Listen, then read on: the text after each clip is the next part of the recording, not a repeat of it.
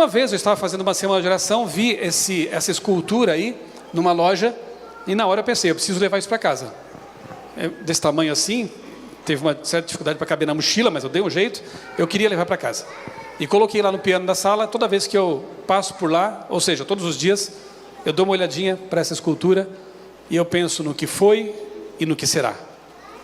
Porque era assim, né, a criação de Deus. O leão comia pasto com o cordeiro. E Isaías, no fim do livro, há a promessa de que no futuro, novamente será assim. O leão vai ser herbívoro como o cordeiro. E todos viverão em paz. Os animais não terão mais medo da gente, nem nós deles. Então a harmonia estará restaurada, né? E essa estatueta me lembra disso. Me faz pensar no que perdemos, mas também me faz pensar no que nós vamos ganhar no futuro. É bom ter esses marcos de lembrança, né? Abra sua Bíblia lá em Isaías capítulo 45. Enquanto você procura, talvez você esteja pensando, o que esse texto tem a ver com um quarto de bebê? Com um bercinho? Você já vai entender. Isaías 45, verso 18.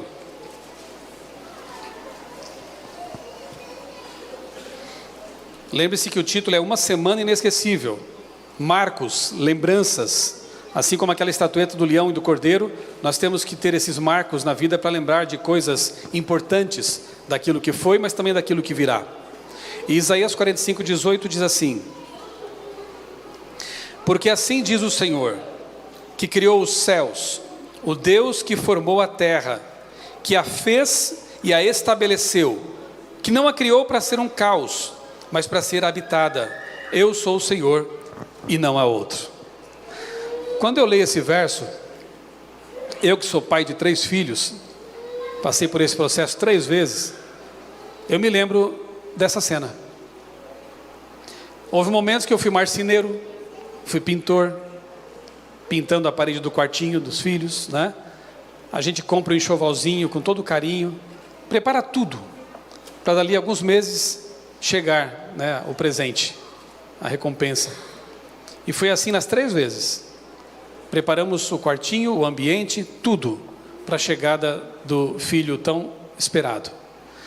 Quando eu leio Gênesis capítulo 1, eu vejo um pai exatamente assim. Eu vejo Deus preparando cada detalhe antes do 6º dia, quando culmina a criação, e pela primeira vez Deus fala assim, e era muito bom. Por que no 6º dia era muito bom? Porque chegou o bebê, chegou o casal esperado, que iria desfrutar de todo esse quartinho, de todas as coisas que foram feitas com carinho. Você prestou atenção em Isaías 45, 18? Eu sou o Senhor, eu fiz a terra para ser habitada, não para ser um caos. O nosso planeta, pelo menos o relato se focaliza aqui na Terra, o nosso planeta foi preparado para ser habitado. Marte e Vênus ainda não. Estão lá inóspitos, né? Eu não quero passar minhas férias lá. É melhor salvar este aqui, né? Do que investir naquele lá que tem... Não é um quarto de bebê. A Terra foi preparada desse jeito, com todo carinho. E a mensagem desta manhã, na verdade, vai ser uma viagem no tempo. Nós faremos um voo rasante, porque se fôssemos dedicar o tempo que necessitaríamos para estudar esse assunto, daria uma semana de oração. 7 dias, cada dia analisando em detalhes. Mas faremos um voo rasante, então, na primeira e inesquecível semana do planeta Terra. E começaremos, obviamente, pelo começo.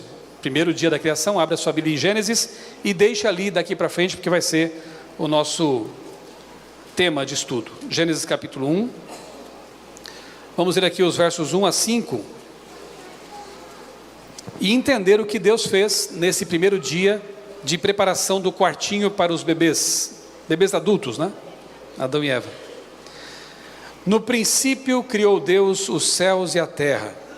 A terra, porém, estava sem forma e vazia. Havia trevas sobre a face do abismo, e o Espírito de Deus pairava sobre as águas. Disse Deus, haja luz, e houve luz. E viu Deus que a luz era boa, e fez separação entre a luz e as trevas. Chamou Deus a luz dia, e as trevas noite. Houve tarde e manhã, o primeiro dia. O que Deus cria no primeiro dia? Não chute, leia o texto, vamos ao texto. O que Deus criou no primeiro dia. A luz, então os anjos viviam no escuro. É isso? Porque antes de haver terra já havia anjos. Deus vivia no escuro? Não. Então vamos ler com atenção. O que Deus criou no primeiro dia? Os fótons? Não. Porque, repito, já havia luz. Ah, ele criou o planeta Terra? Não, porque aqui diz que no princípio criou Deus os céus e a Terra, e a Terra estava numa condição de sem forma e vazia. Não sabemos por quanto tempo a Terra permaneceu nessa condição de sem forma e vazia. Pode ser milhões de anos? Pode. Não dá para saber o tempo. O que nós sabemos é que quando ele diz, haja luz aqui, começa a semana da criação. E isso remonta a 6, 7 mil anos no passado. Mas a Terra inorgânica, o relato não fala disso. O que Deus cria aqui é a luz, mas não como alguns pensam, os fótons, né? Ele dá nome à luz aqui, Moisés. O que ele chama de luz? Vamos ler de novo o verso 5? Chamou Deus a luz, dia, e as trevas, noite. Então o que Deus fez no primeiro dia? Ele ajusta a rotação da terra para que possa haver o ciclo dia e noite. Não podemos ir além do texto. O texto diz que a luz aqui, neste caso, é chamada de dia e a escuridão de noite. Então o que Deus faz é isso. Ele pega esse planeta que estava ali como Marte, talvez, né? Da forma inorgânica, parado, não habitado, caótico, e ele começa a organizar o caos. E ele começa por esse ajuste da rotação do planeta. Daqui a pouco veremos que essa rotação de cerca de 24 horas é necessária para a vida. Ele cria então o ciclo dia e noite. A luz é uma coisa fantástica, né? É um tipo de energia especial que não depende de um meio físico para se propagar. Tanto é que ela vem do sol até aqui, não precisa de, como é o caso da voz, por exemplo. Você está me ouvindo porque eu estou falando, as ondas, as caixas de som estão amplificando a minha voz e emitindo ondas sonoras. Essas ondas precisam de um meio físico, as moléculas do ar, para vibrar e chegar até seus ouvidos. Nos ouvidos, essa vibração é captada pelo tímpano, que vai vibrar os ossinhos, os menores ossos do corpo humano, né? Martelo, bigorna, estribo. A cóclea pega essa informação e lança para o nervo auditivo, que vai levar para o cérebro como impulso elétrico, e lá no cérebro tem neurônios especializados que vão decodificar essa vibração como som. Caramba, que coisa fantástica! E acontece em instantes, né? Tudo isso aí que eu falei, você faz instantaneamente. E Deus não existe, né? Bem, o som precisa de um meio físico para se propagar. A luz não. Ela viaja pelo vácuo. Além da luz, o Sol emite outras radiações, né? Só que 70% da radiação que ele emite está situada justamente nessa faixa esse comprimento de onda que a gente chama de luz visível. Por isso a gente pode ver. Por isso a gente tem essa maravilha chamada visão. E vocês só me veem aqui agora porque vocês estão vendo a luz natural de fora e a artificial de dentro refletindo em mim. E vocês estão me vendo com um pouquinho de atraso, sabiam disso? Eu movi o braço, já foi. Só que a luz é tão rápida que a gente não percebe esse delay, esse intervalo. 300 mil quilômetros por segundo. Então a reflexão aqui é muito rápida. Você não está vendo a minha cor, a cor da roupa deles. Você está vendo radiação eletromagnética, que os teus olhos vão jogar para o cérebro e ele vai interpretar como sendo cor. Incrível, né? Tudo é energia, tudo é onda. O vermelho não existe, nem o azul, são comprimentos de onda.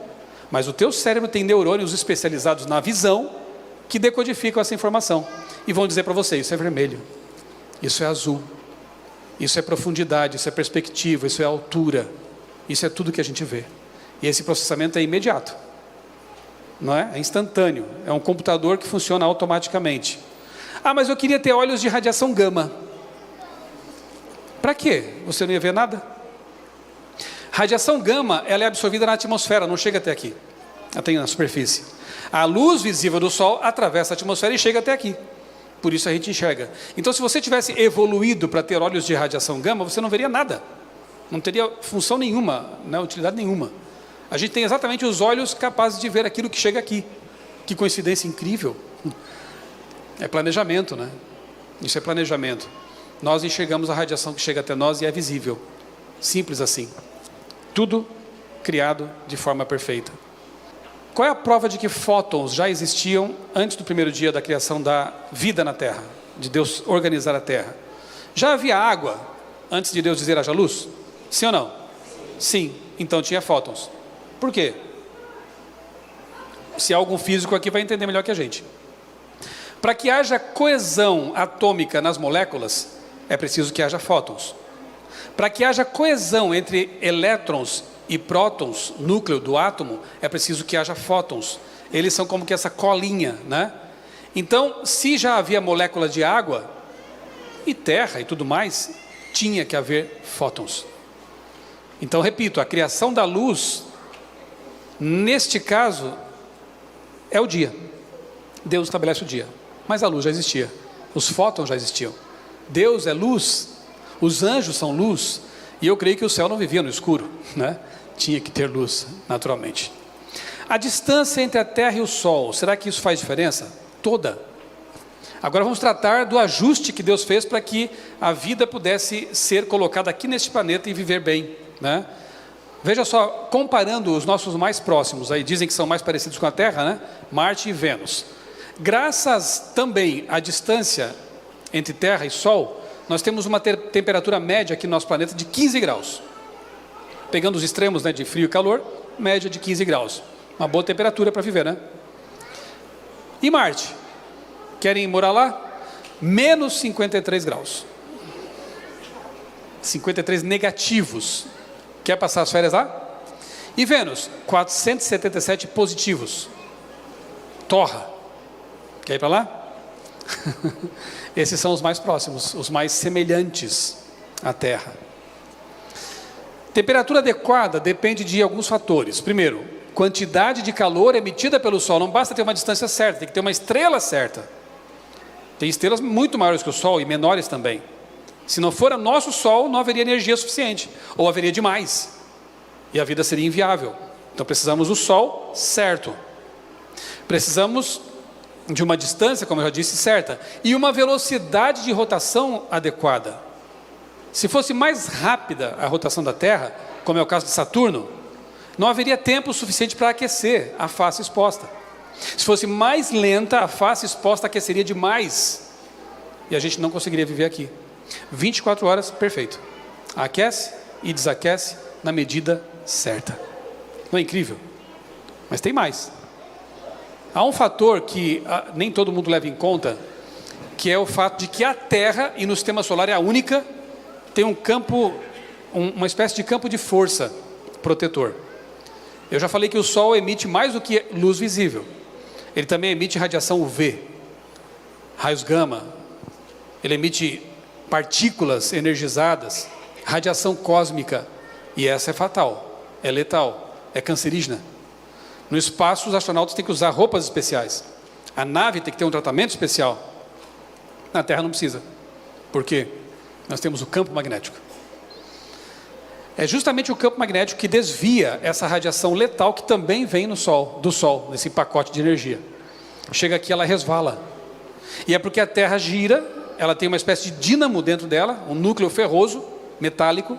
Ele cria esse campo magnético e a gente pode viver aqui tranquilamente, sem medo dessa radiação. Marte não tem. Ou seja, esquece usar maiô lá em Marte. Se tiver praia lá um dia, você vai ter que usar uma roupa de astronauta na praia, porque ele não tem campo magnético. A Terra foi preparada como um berço. Não foi feita para ser um caos, mas para ser habitada.